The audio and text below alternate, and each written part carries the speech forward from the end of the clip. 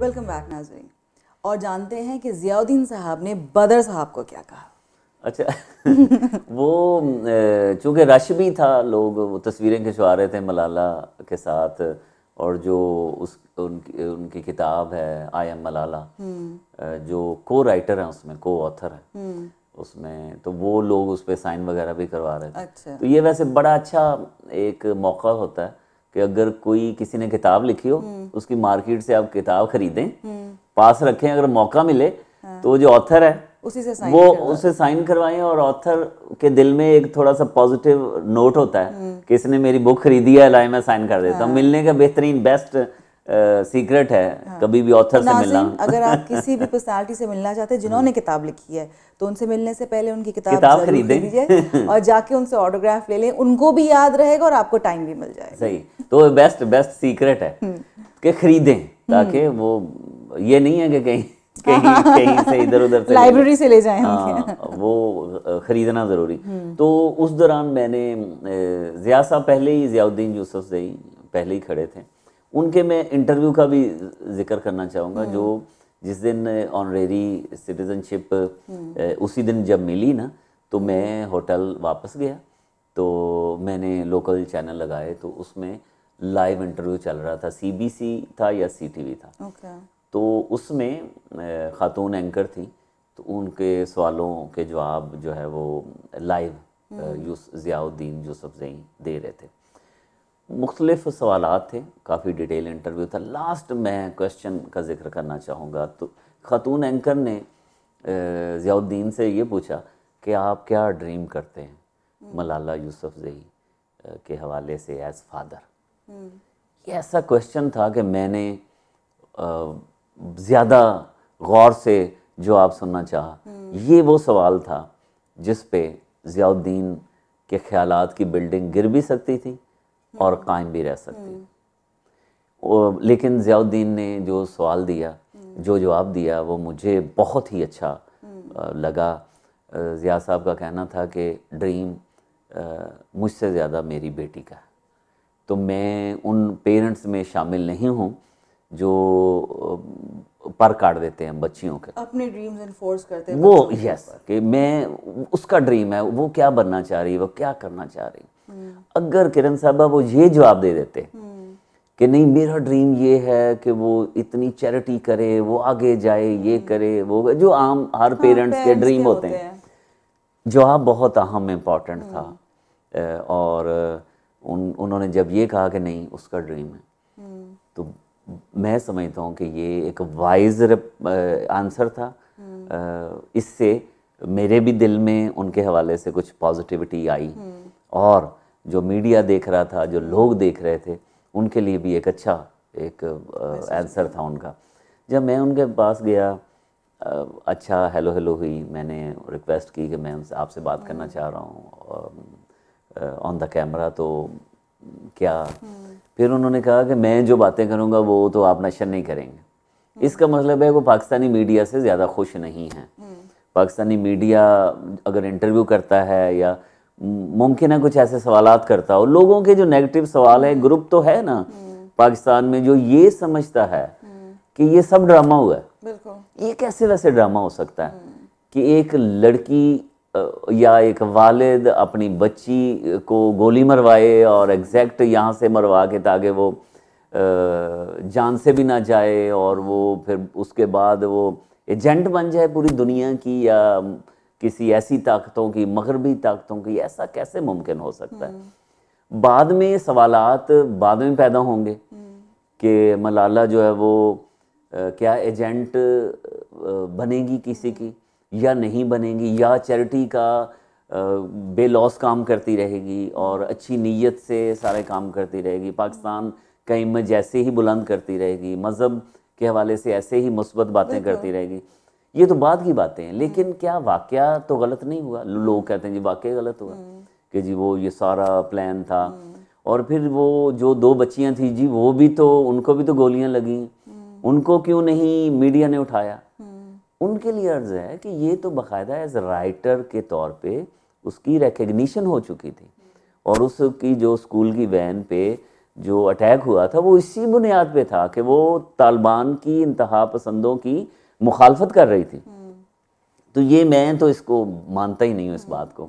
उन्होंने ज़ियाउद्दीन यूसुफ ज़ई पाकिस्तानी मीडिया से नाराज़ नज़र आए कि मैं इंटरव्यू दे भी दूंगा तो अब लोग कौन सा नशर करेंगे। अच्छा। तो मैंने कहा नहीं ऐसी कोई बात नहीं। फिर मैं ने पहला सवाल तो वही किया रूटीन वाला कि क्या फीलिंग्स हैं, और जो बहरहाल उन्होंने डिटेल जवाब दिया।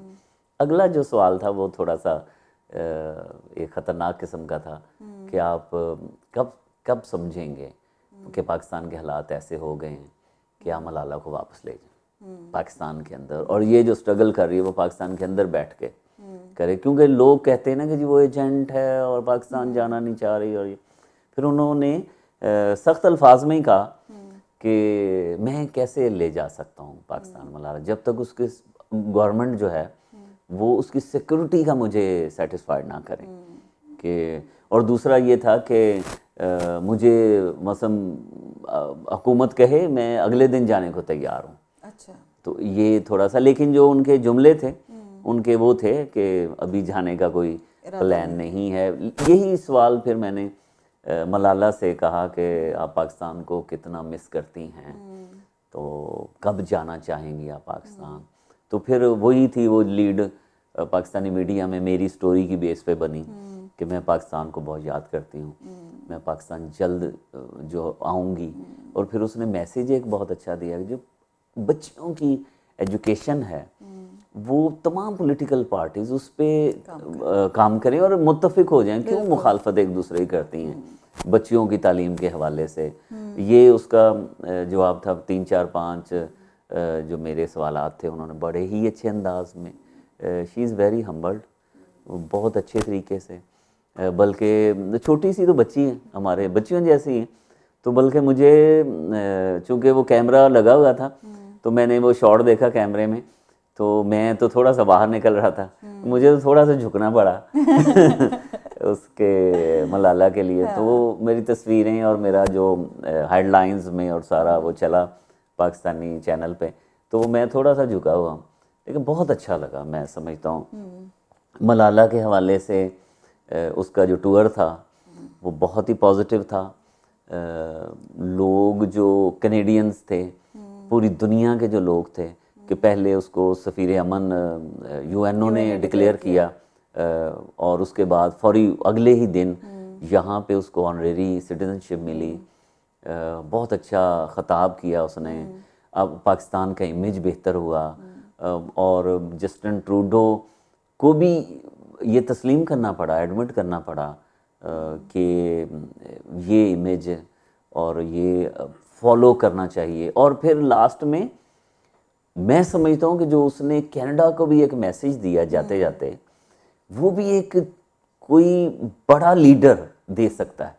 उसने कहा जी कनाडा को लीड करना चाहिए पूरी दुनिया को बच्चियों की एजुकेशन के हवाले से, क्योंकि मैं ये छोटी बात नहीं है, एक ऐसा एक लीड, कोई बहुत चैलेंजिंग कोई वो ना प्रेसिडेंट है वो बच्ची, ना को प्राइम मिनिस्टर है किसी मुल्क की, ना को वो एक आम सी बच्ची है जिसको सारी दुनिया जो रिकग्नाइज कर रही है।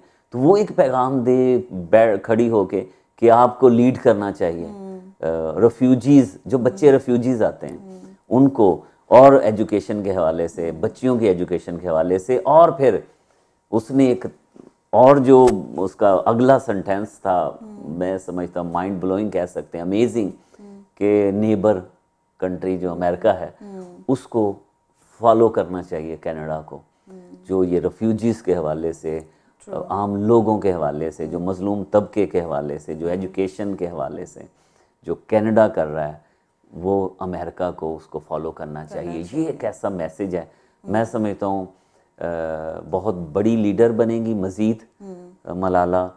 और दुआ है कि वो जो लोग नेगेटिव सोचते हैं जी एजेंट है और इस तरह की बातें हैं, मगरब मिसयूज़ कर रहा है, अल्लाह करे ये चीज़ें ना हों। अभी तो नज़र नहीं आती, आइंदा भी अल्लाह करे ना हो। हम तो गुड विशेस के साथ हम यही कह सकते हैं कि इमेज पाकिस्तान का, मज़हब का ऐसे ही वो बुलंद करती रहे। दुआ करते हैं कि अल्लाह ताला इसी तरह से मलाला को अपने हिफ्ज़ अमान में रखे और वो पाकिस्तान के लिए, हमारे मज़हब के लिए ऐसे ही काम करती रहें। और ख़ाली मलाला नहीं, हमारी अगली जनरेशन, हमारे बच्चे बच्चियाँ, अल्लाह ताला उनको भी इतनी हिम्मत, इतना करेज दे कि वो हर एडवर्सिटी को के अगेंस्ट खड़े हो सकें, face them and take a stand और आगे बढ़ते रहें। इसी पॉजिटिव नोट पे आज का प्रोग्राम ख़त्म करते हैं। हम कोई सोशल इशू, कोई नेगेटिव चीज़ आज डिस्कस नहीं करेंगे। हम चाहते हैं कि ये जो पॉजिटिव इंप्रेशन हम पर है ये आप पे भी रहे, वो डाइल्यूट ना हो। Do keep watching us on @toronto360.tv और कॉल अस at 4165002424 पे, ख़ास तौर पे आपके ओपिनियन के हिसाब से कि आपका क्या तासुर है मलाला को लेकर, पॉजिटिव है, नेगेटिव है, जो भी है हम जानना चाहते हैं। और हमारा रिपीट टेलीकास्ट होता है ट्यूसडे 1 PM, सैटरडे 7 PM। बहुत शुक्रिया बदर साहब, शुक्रिया। इतना डिटेल आपने हमें बताया, लग रहा था जैसे हम वहीं मौजूद। बहुत शुक्रिया आपका और थैंक यू सो मच। खुश रहिए, आबाद रहिए।